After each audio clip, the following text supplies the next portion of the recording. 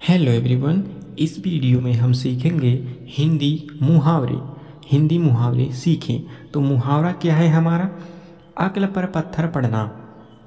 अक्ल पर पत्थर पड़ना इसका मतलब होता है बुद्धि कुंडित हो जाना। ठीक है, बुद्धि कुंडित हो जाना। अब वाक्य रचना है, सुरेश ने क्रोध में अपनी पत्नी से कहा, मेरी अक्ल पर पत्थर पड़ गए थे जो तुम्हें ब्याहने गया। मतलब हुआ कि जो सुरेश है वह है अपनी पत्नी को कहता है कि मेरी अक्ल पर पत्थर पड़ गए थे जो मैं तुम्हें ब्याहने गया।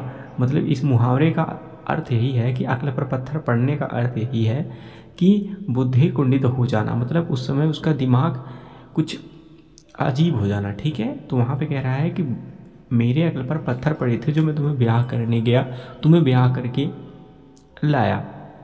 एक और एग्जाम्पल के तौर पे हम समझते हैं, एक और उदाहरण देते हैं, जैसे मानो आपने बर्फ़ ख़रीदा और वह बर्फ़ किसी और को दे दिया, और अपने लिए ख़रीदे थे लेकिन उसे आपने पकड़ने के लिए दे दिया और वह आदमी उस बर्फ़ को खा ले गया।